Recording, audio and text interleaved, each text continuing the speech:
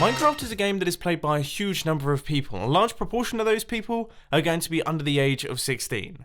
Now, I'm about to make a bit of a bold statement here, so prepare yourselves for it, but I would say that Minecraft is one of the best games that young people can be playing because it teaches you a whole ton of different essential life skills. Now, I feel like it would be a little bit daft of me as someone who builds a lot of redstone contraptions to not start off this video with the benefits of learning redstone, because redstone isn't some made-up mechanic in a made-up game. It actually has basis in the real world. Here we have an AND gate, here we have a NOT gate, and here we have an OR gate, and these make up the fundamentals of redstone, but they also make up the fundamentals of computer programming. This is Boolean Logic, and for those of you who have ever done even the tiniest bit of computer programming, you will have heard of that one. And I'll be totally honest, I can't think of a more important skill than learning computer programming in the 21st century. I mean, look at the place. Everything requires computer programming. Next up, Minecraft is purely creative. In fact, I would argue it's one of the purest forms of creativity because you're not limited by resources and you're not limited by space. You have infinite space and infinite resources. If you run out of things to do in Minecraft, then that's not the game's fault, that's your fault because you've stopped coming up with things to do. Now obviously I get creative with redstone. For example, this is my Morse code translator machine, which translates letter inputs into their Morse code form. And this is a door that has my face in it. Yeah, it looks pretty good. And this is a self-building house. And that's just to name a few examples in this enormous redstone testing world filled to the brim with hundreds upon hundreds of redstone contraptions. But, of course, there are plenty of other ways to get creative in Minecraft. There are plenty of incredible builders in this game that make just amazing structures. I can't even understand how they managed to pull that off. It makes no sense to me because they look fantastic. I want to see them in real life.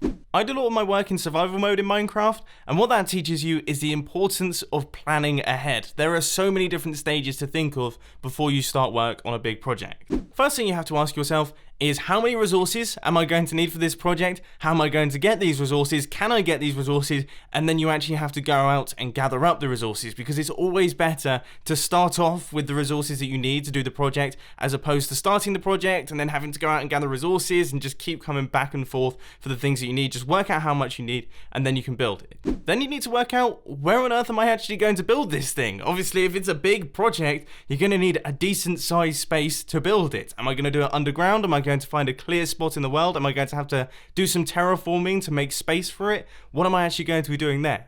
And finally, you have to think to yourself, how is this going to fit in with the other builds that I've got in the area? I don't want this thing to stick out like a sore thumb, so what sort of blocks am I going to use, and how am I going to make it look good? Now, one thing that you'll learn from doing big projects in Minecraft and any projects in real life is that if you skimp on the planning stage, things get ugly really, really fast. It's always good to invest time in planning. But once you've finished the pre-planning stage, actually working on the project itself isn't going to be plain sailing either. It requires a decent chunk of perseverance, patience, and most importantly, hard work. Now this is my ocean base that I've built on the Hermitcraft server. It's one of the many builds that I've constructed on the Hermitcraft server entirely in survival mode, and it required a decent chunk of all three of those things. It required patience because I went through a bunch of different designs before I came up with the ones that you see in front of you, doing all of the building, then the deconstructing, taking it all down, pulling my hair out, trying to work out what on earth I was doing. It also required perseverance because working on projects like the ocean lighting, they definitely get repetitive very fast, but also hard work. It kind of teaches you how it feels to work on a long, large-scale project that's ongoing for a large quantity of time. One thing that I still find pretty crazy is that people watch my videos and they take inspiration from them, be it the builds in the redstone testing world and in the redstone videos, or the builds on the Hermitcraft server. You guys watch those videos and you think to yourself, right, I want to try my best to create something like that, and then you pop into Minecraft and actually work on it yourselves. And recently it's come to my attention that Minecraft is actually probably one of the best games for that. I mean, the barrier for entry is relatively low, the game itself is quite cheap, and you can play it on pretty much any platform, including playing it on the toilet, so that's that all sorted. And the amount of content available for it is just ridiculous. Absolutely ridiculous. There are millions of videos on YouTube, all of Minecraft, so you're not going to struggle to find interesting content there. And the feeling of being inspired off the back of someone else's work is probably one of the most positive and best feelings that you can have. I mean, do you know how many filmmakers I follow on Instagram for the videos on the filming channel? It's hundreds, because I scroll through Instagram, I look at all their work and think to myself, wow, this is amazing. I wonder how they've made it look so good. And then I take a little slice of inspiration from that and try and emulate it in my own work. And then there we go, I've improved. Okay, that's enough of that wishy-washy stuff. Now onto an actual skill that Minecraft teaches you, which is orienteering and following coordinates. I never used to understand following coordinates when I was in maths back in school. It took me so long to understand. But now you see kids doing it on Minecraft servers almost instantly. They say, hey, I'm at -200, -3000, and then they just navigate to it. They work out exactly where they have to go and just walk towards it. That's pretty mind-blowing to me. And I'm not even mentioning north, east, south, and west. I mean, I never eat shredded wheat. I still have to use that to know where north, east, south, and west are. And don't even get me started with using compasses and using maps. These are all things that I used to struggle with when I was younger, and I feel like I'd be much better at them in my adult life if I had had Minecraft to play with.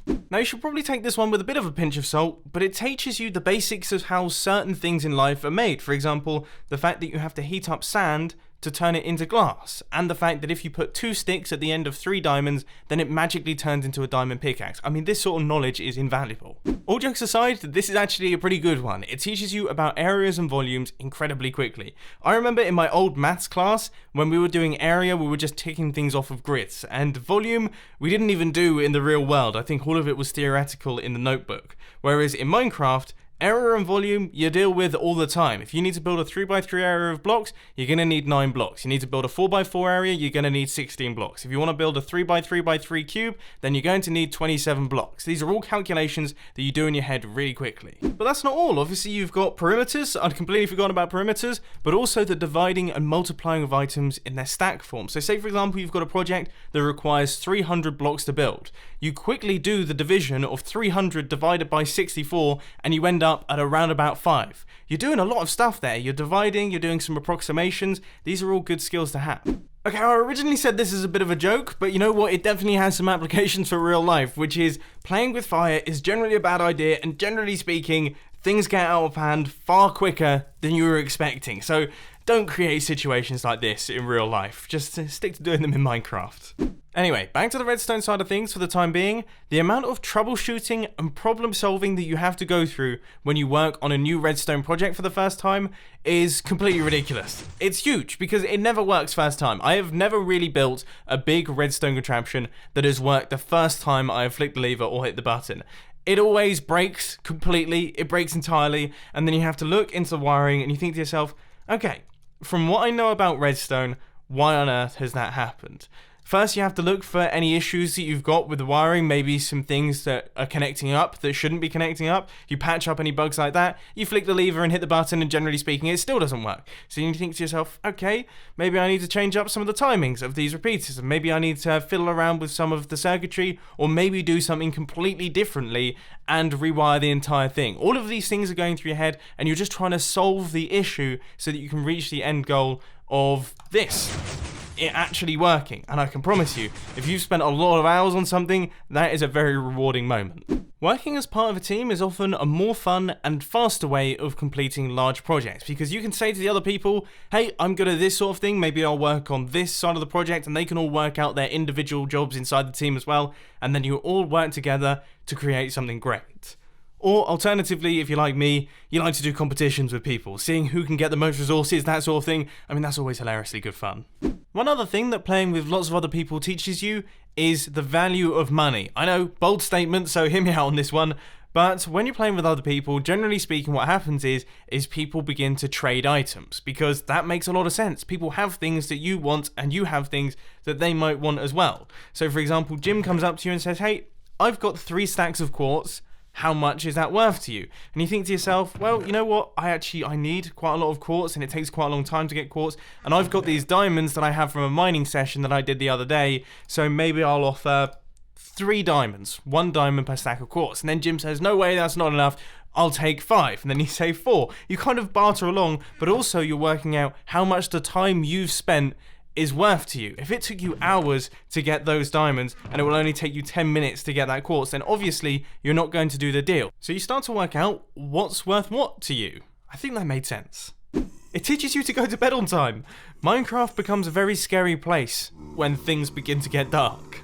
It also teaches you how to translate things from real life into something else. Now, this was something that I always struggled with massively in art classes. If they put something in front of me and told me to draw it, my drawing would end up looking wildly different from the thing that was in front of me. My brain just didn't seem to work on that wavelength.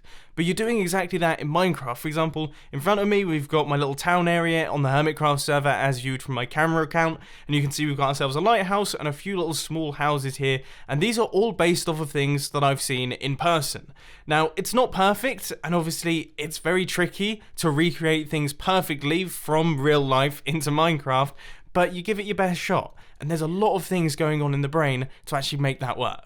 And the final thing that Minecraft teaches you is that if your friends have something that you want, it's very easy to just walk up to them and kill them and take it from them.